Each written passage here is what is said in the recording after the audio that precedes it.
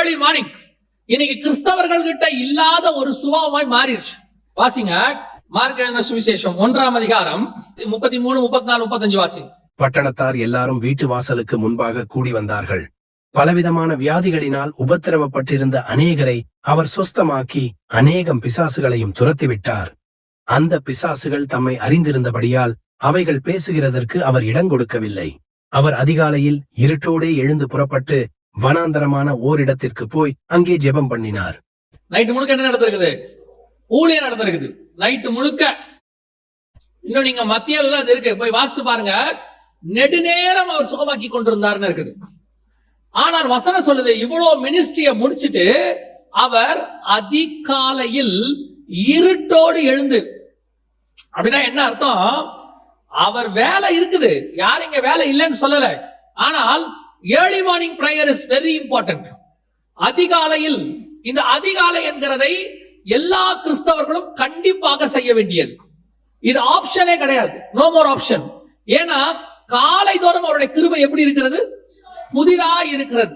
காலை தான், அதுவும் ஏர்லி மார்னிங். அதுவும் ஒரு ஊழியத்துக்கு இருக்கிறவங்க, ஆவிக்குரிய வாழ்க்கையில் இருக்கிறவங்க, ஊழியம் செய்ய விரும்புறவங்க, அல்லது குடும்பத்தை சக்சஸ்ஃபுல்லா நடத்தணும்னு நினைக்கிறவங்க, வியாபாரம் சக்சஸா இருக்கணும்னு நினைக்கிறவங்க, உங்க லைஃப்ல கர்த்தர் இருந்து சக்சஸா போகணும்னு நினைக்கிற அத்தனை பேரும் செய்ய வேண்டிய மிக முக்கியமான practice, exercise early morning prayer. பெற்றோருக்கு சொல்லுகிறேன், பிள்ளைகளை காலையில எழுப்புங்க, ஏர்லி மார்னிங் எழுப்புங்க. நீங்களே என்னத்த பாவம் பார்க்காதீங்க. ஐயோ பாவம் பிள்ளை ஸ்கூலுக்கு போகுது, ஸ்கூலுக்கு தான் போகுது. நீங்க சொல்றது எப்படி இருக்குன்னா, அது AK-47 எடுத்துக்கிட்டு வார் ஃப்ரண்ட்டுக்கு போகுதுன்ற மாதிரி இருக்குது. அது ஸ்கூலுக்கு போகுது, அது ஸ்கூலுக்கு போகுது. அதுவும் என்ன போகுது? காலையில தூக்கி ஒரு மூட்டையை தூக்கி அது மேல போடுறீங்க, 7:30 போகுது. இருக்கட்டும், இது எல்லாம் அது ஒரு வருஷம் பாஸ் பண்றதுக்காக நீங்க பண்றது. ஆனா உங்க பிள்ளை லைஃப்ல பாஸ் பண்ணணும்னா உங்க பிள்ளைக்கு நீங்க சொல்லிக் கொடுக்க வேண்டியது ஏர்லி மார்னிங் பிரேயர். இது ரொம்ப முக்கியம். இன்னைக்கு ஆவிக்குரிய குடும்பங்கள் அல்லது கிறிஸ்தவ குடும்பங்களில் காலை ஜெபம் கிடையாது.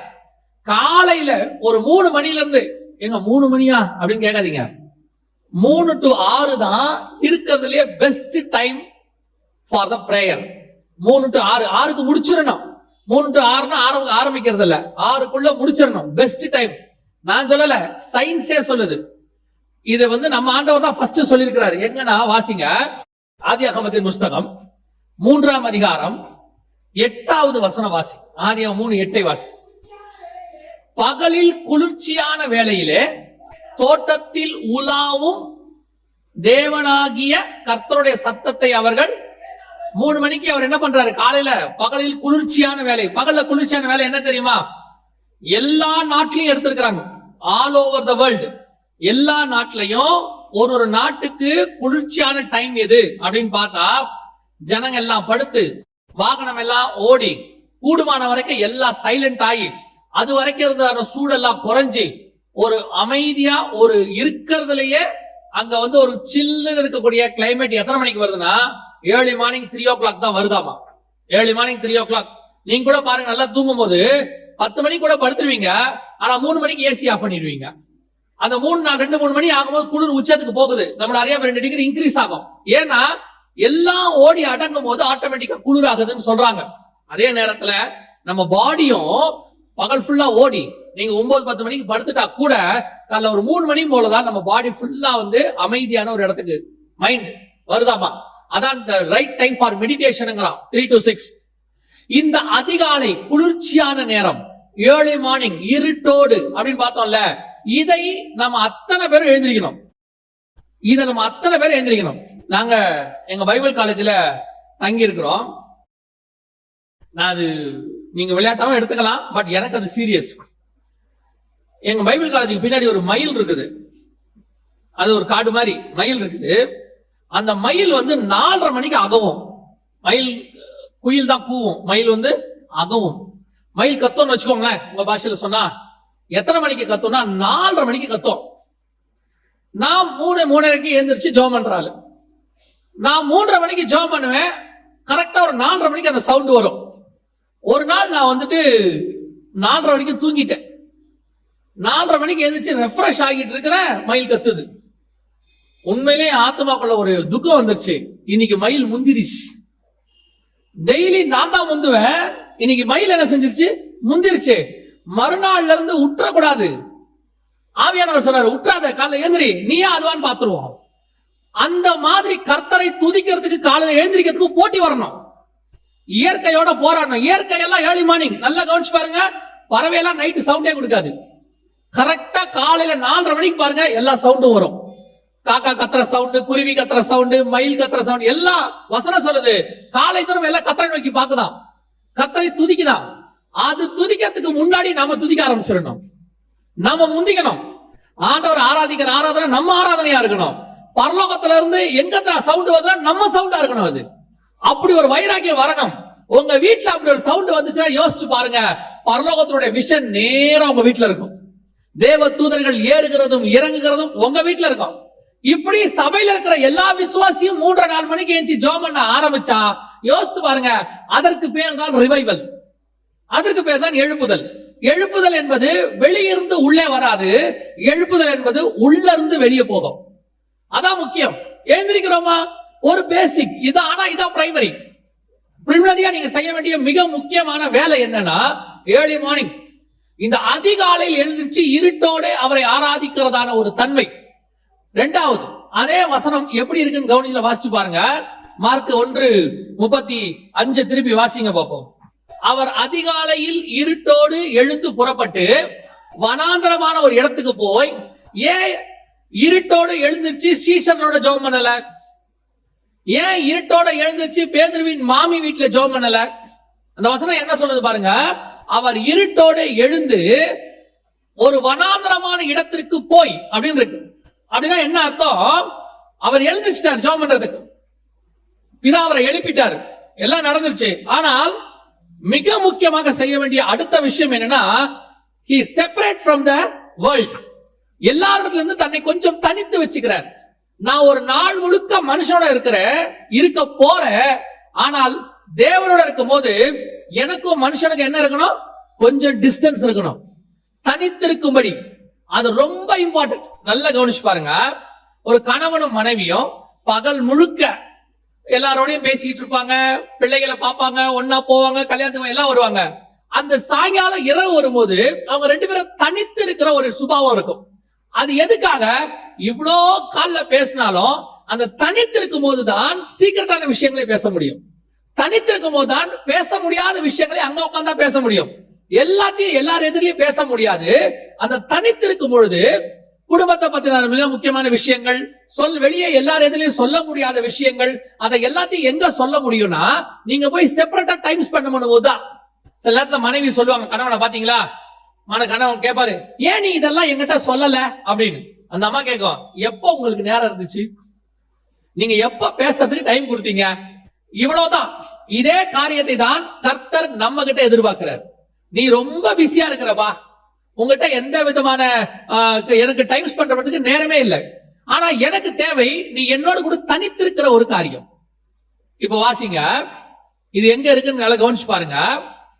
ஆதியாகமத்தின் புஸ்தகம் 24ஆம் அதிகாரம் 63வது வசன வாசி.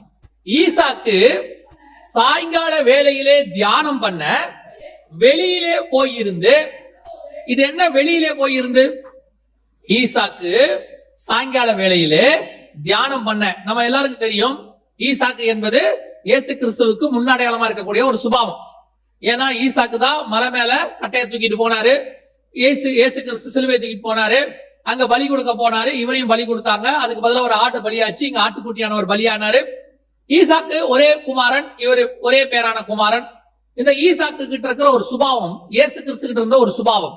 வசனம் சொல்லுது, ஈசாக்கு சாயங்கால வேலை ஆனது, அதாவது இருட்டு வருகிற வேலை வரும்போது இயேசு கிறிஸ்து இருட்டோட எழுந்து. அப்படிதானே இருக்குது மார்க் 1:35. இயேசு இருட்டோட எழுந்து. இங்க சாயங்காலமான போது அப்படின்னா என்ன அர்த்தம்? பொழுது சாயும் போது, வெளிச்சம் போய் இருட்டு வரும்போது. டைம் ஒண்ணுதான், அதாவது சூழ்நிலை ஒண்ணுதான். அந்த நேரத்துல ஈசாக்க பத்தி வசனம் சொல்லுது, தியானம் பண்ண வெளியில் போன போது. எங்க வெளியே போனாரு? தியானம் பண்ண வெளியிலே போயிருந்து. அப்படின்னா என்ன அர்த்தம் தெரியுமா? ஒரு ஊர் எப்பவுமே 3 பகுதியா இருக்கும். இந்த ஊரா இருக்கட்டும், எந்த ஊரா இருக்கட்டும், எருசலேமா இருக்கட்டும், எது வேணா இருக்கும், 3 பகுதி. ஒண்ணு மைய பகுதி, நகரம், சிட்டி, நாம வாழ்ற பகுதி. இதை தாண்டி அப்படியே கொஞ்சம் வெளியே போனீங்கன்னா வயல் இருக்கும், வயக்காடு. எங்க வேணா எந்த ஊருக்கு வேணா போங்க, விவசாயம் பண்ற இடம் இருக்கும். அது ஊருக்கு வெளியே தான் இருக்கும், ஊருக்குள்ள இருக்காது. ஊர்ல இருந்து கொஞ்சம் வெளியே போய் விவசாயம் பண்ணுவாங்க. அதான் வயல்னு சொல்லுவாங்க. வயல் தாண்டுனா வெளி, வயல் வெளி நம்ம சொல்றோம்ல, அதோட அர்த்தம் என்னன்னா அதுக்கப்புறம் இருக்கிற இடம் விவசாயம் பண்ண முடியாது, வெளி இடம். அது வெறும் காடா கிடக்கும், ஒண்ணுமே இருக்காது. அப்போ மனுஷர்கள் வேலை செய்யற இடம் தான் வயல். நகரம் என்பது எல்லாரும் இருப்பாங்க, குழந்தைங்க, பெரியவங்க, சின்னவங்க, வேலை செய்யறவன், சும்மா இருக்கிறவன் எல்லாம் இருப்பான். இதை தாண்டி கொஞ்சம் போனா வயல், அங்க வெறும் வேலை செய்யறவங்க மட்டும் இருப்பாங்க. அதையும் தாண்டியாச்சுன்னா யாருமே இருக்க மாட்டாங்க, ஒருத்தர் கூட இருக்க மாட்டாங்க, காடு. அங்க போயிட்டாரு தியானம் பண்றதுக்கு ஈசாக். இதோட அர்த்தம் என்னன்னா, ஒண்ணு இந்த மனுஷங்களோட இருக்கிறோம், ரெண்டாவது கொஞ்சம் ஊழியக்காரங்களுக்கு சொல்றேன், நீங்க அடுத்து ஊழியம் பண்ணுவீங்க, வயல் விதை விதைக்கிற இடம். அதையும் தாண்டி யாருமே இல்லாத ஒரு தனியான இடத்துக்கு தான் நீங்கள் தியானம் பண்ண போகணும். இயேசு கிறிஸ்து வனாந்தரமான ஒரு இடத்திற்கு போனார்னு இருக்கு. ஏன் அப்படின்னு கேட்டா, இயேசு கிறிஸ்து எல்லாரோட இருக்கிறவர் தான், ஆளண்டாதவர்லாம் கிடையாது. ஆனால் எப்ப அவர் தேவனோடு கூட இருக்கணும்னு முடிவு பண்ணிட்டாரோ அந்த நேரத்தில் வேற யாரோடும் அவருக்கு தொடர்பு இல்லை. ஒண்ணு தேவனோடு, இல்ல மனுஷனோடு. இன்னைக்கு நாம ஜெபம் பண்றோம், காலையில எழுந்திருக்கிறோம், ஆனால் தேவனோடு கூட தனித்திருக்கிற ஒரு அனுபவம் இருக்கிறதா? தேவனுக்குன்னு ஒரு தனி டைம் நம்ம கிட்ட இருக்குதா? அந்த தனி டைம் தான் நீங்க செய்ய வேண்டிய இரண்டாவது முக்கியமான காரியம். ஃபர்ஸ்ட் ஏர்லி மார்னிங் எழுந்திருக்கணும். ரெண்டாவது, you must spend time with God. அந்த நேரத்தில் வேற யாரோடையும் உங்களுக்கு தொடர்பு இருக்க கூடாது, வேற யாரோடையுமே இருக்கக்கூடாது. அப்படின்னா என்ன, யாருமே வேண்டாமா? யாரும் வேண்டான்னு அர்த்தம் கிடையாது. அவங்க எல்லாரும் ஒரு குறிப்பிட்ட நேரம் தேவனோடு இருக்கும் போது அவங்களுக்கு என்ன கிடையாது, நம்ம கிட்ட இடம் கிடையாது. அது ஏர்லி மார்னிங் அப்படி ஒரு டைம் நீங்க கொடுத்துடணும். இன்னைக்கு இருக்கிறதுலயே பெரிய பிரச்சனை, நீங்க சொல்லிடலாம், நான் தனியா தாங்க காலையில எழுந்து ஜெபம் பண்றேன், நான் ரூம்ல சாத்திப்பேன், யாருமே கிடையாது. யாருமே இல்ல, ஆனா பக்கத்துல ஒரு போன் ஒண்ணு இருக்கும். உங்க பக்கத்துல என்ன இருக்குது? போன் இருக்குது. மனைவி ஒருத்தர் தான், பிள்ளைங்க 2 பேரு, ஆனா போனுக்குள்ள 1000 கான்டாக்ட் இருக்குது. 1000 கான்டாக்ட். இவங்க அத்தனை பேரும் உங்களுக்கு வாட்ஸ்அப் பண்ணுவாங்க. எதுக்குதான் கூப்பிட்டுமே, என்ன வேணா இருக்கட்டுமே. தேவனோடு இருக்கிற நேரத்தை விட முக்கியமான நேரம் வேற ஒன்று உலகத்தில் கிடையவே கிடையாது. அந்த தேவனுக்குன்னு ஒரு டைம் கொடுக்கணும்ல, டைம் ஏந்திரிச்சு அவருக்கு தனியா ஸ்பெண்ட் பண்ணணும்ல, அவர் கூட உட்காரணும்ல. இன்னைக்கு இருக்குதா? அந்த தனித்திருக்கிற ஒரு அனுபவம் இருக்குதா? குடும்ப ஜெபம் இருக்கு, அதுவே இல்ல, இருக்குன்னு நான் நம்புறேன். குடும்ப ஜெபம் இருக்கு, கூடி வந்து ஆராதிக்கிறது ஒரு காங்கிரிகேஷன் இருக்கு, ஆனால் தேவனோடு கூட தனித்திருக்கிற ஒரு அனுபவம் உங்களுக்கு இருக்கா? அமெரிக்காவினுடைய the successful president அப்படின்னு சொல்லுவாங்க. யாருன்னு கேட்டீங்கன்னா ஆபிரகாம் லிங்கன். இவர் தான் இருக்கிறதுலே மோஸ்ட் சக்சஸ்ஃபுல் பிரசிடென்ட். இவர் தான் அமெரிக்காவை வந்து ஒரு ரைட் பாதைக்கு வடிவமைச்சவர். ஆனா இவர் தேவ மனுஷன், நல்ல ஆண்டவரை தேடுற ஒரு மனுஷன், பைபிள் வாசிக்கிற மனுஷன். ஒரு நாள் ஒரு பெரிய பணக்காரர், அந்த அமெரிக்காவில் இருக்கிற மில்லியனர், அவர் என்ன பண்றாரு, இவர்கிட்ட அப்பாயின்மெண்ட் கேட்கிறார், இந்த மாதிரி உங்களை நான் பார்க்கணும் அப்படின்னு சொல்லி. ஆபிரகாம் லிங்கனுக்கு வந்து தி மோஸ்ட் பிஸியஸ்ட் பிரசிடென்ட். ஏன்னா அவர் அப்பதான் அமெரிக்காவே வடிவமைக்கிறாங்க. அங்க வெளிநாட்டுக்காரங்க அவங்க இவங்க பிஸியா இருக்கிறார். இந்த மனுஷனுக்கு டைமே கொடுக்க முடியல. இந்த மனுஷனும் அப்ரோச் பண்ணி கடைசியில ஒரு நாள், ஐயா ஏதாவது ஒரு 1/2 மணி நேரம் கொடுங்கயா அப்படி. கடைசியில பிரசிடென்ட் ஆபீஸ்ல இருந்து போன் வருது, நீங்க காலையில 5 மணிக்கு வாங்க, பிரசிடென்ட் கூப்பிடுறாரு, 5 o'clock அப்பாயின்மெண்ட். அமெரிக்கால 5 மணி குளிருங்கிறது எப்படி இருக்கும்னு உங்களுக்கு தெரிஞ்சிருக்காதுன்னு நினைக்கிறேன். பெங்களூரை விட ஒரு 4 மடங்கு அதிகமா இருக்கும். ஆனாலும் அந்த மனுஷன் சரி 5 மணிக்கு, ஆனா பிரசிடென்ட் நம்மள 5 மணிக்கு கூப்பிடுறாரு அப்படின்னு சொல்லிட்டு பிரசிடென்ட பார்க்க பிரசிடென்ட் ஆபீஸுக்கு போயிட்டாரு, ஜனாதிபதி ஆபீஸுக்கு போயிட்டாரு. போய் அந்த ஜனாதிபதி ஆபீஸ்ல முன்னாடி உட்கார சேர்ல உட்கார்ந்தா உள்ள ஒருத்தர் பேசிட்டு இருக்கிறாரு. இந்த மனுஷனுக்கு ஷாக்.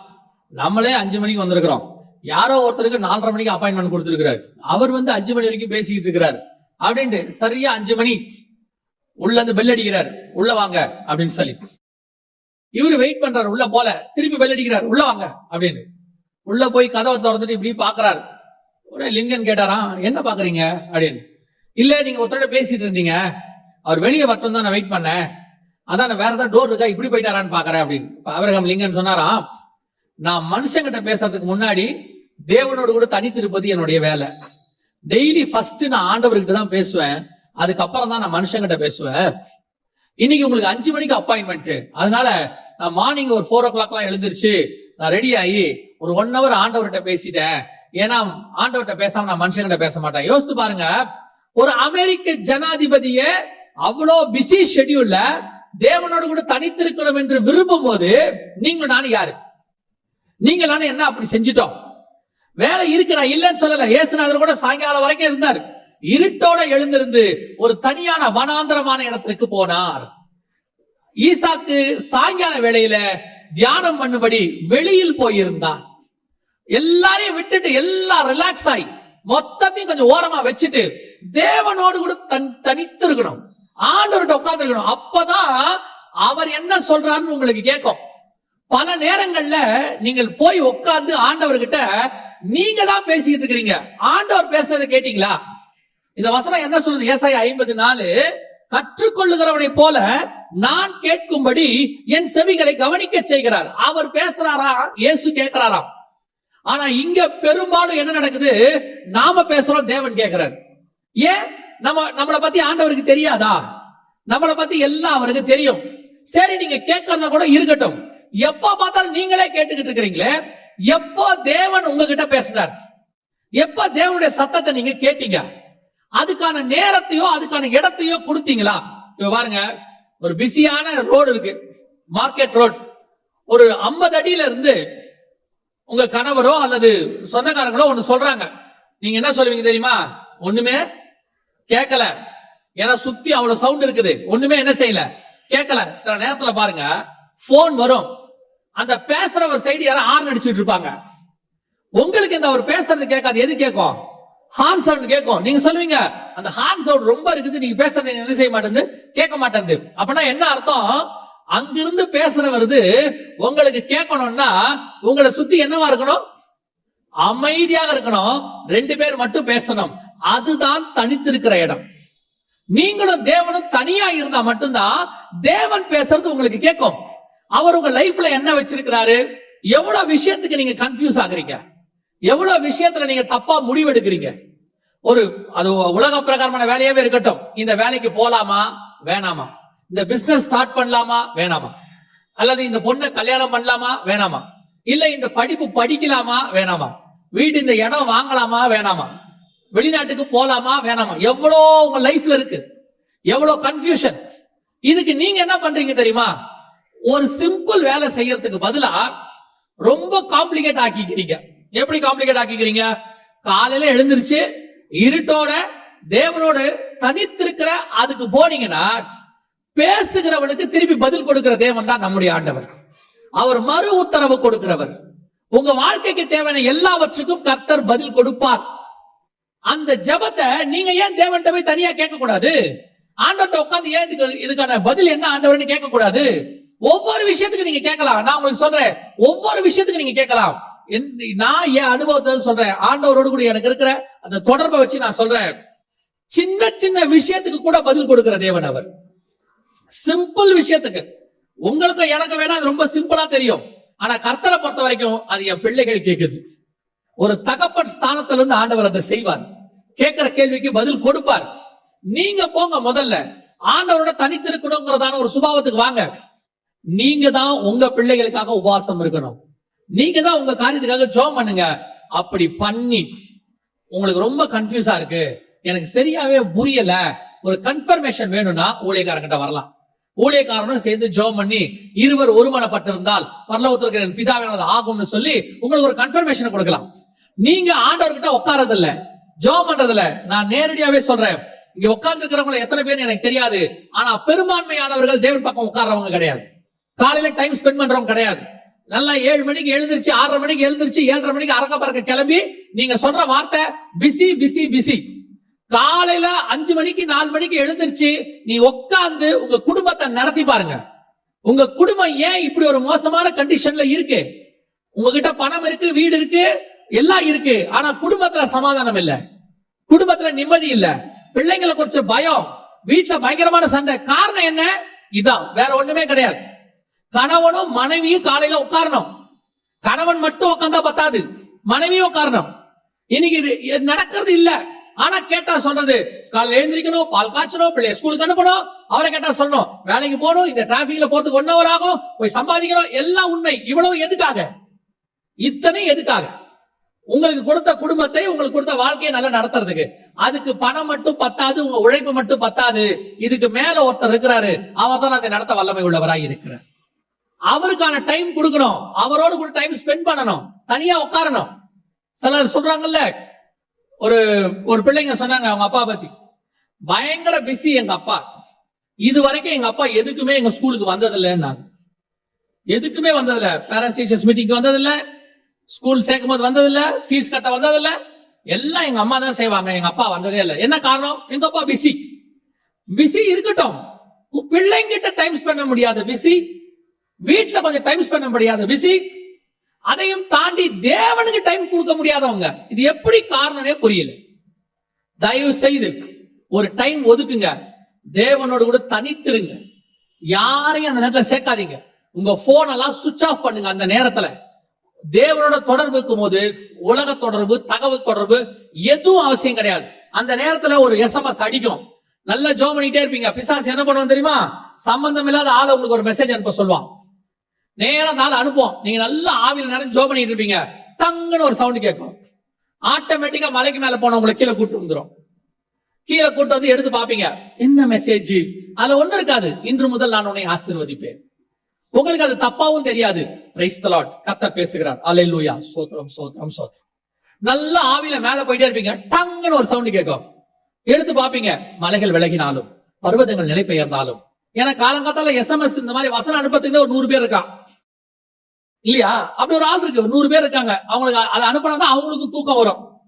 இப்ப உங்களை மலையில ஏறவே விடாது. டங்கு டங்கு டங்குன்னு சவுண்ட் கேட்க கேட்க ஏறி ஏறி இறங்கிக்கிட்டே இருப்பீங்க. இப்ப உங்களுக்கு அது பாவமாவும் தெரியாது, ஏன்னா வந்ததெல்லாம் வசனம். கர்த்தர் பேசுறார், கர்த்தர் பேசுறார். கர்த்தர் SMSல பேசுறதை விட நேரடியா பேசுவார், உங்களோடு கூட பேசுவார். கர்த்தருடைய சத்தம் கேட்கும். கர்த்தரோடு கூட உட்கார்ற ஒரு அனுபவத்துக்கு வாங்க. அல்லேலூயா.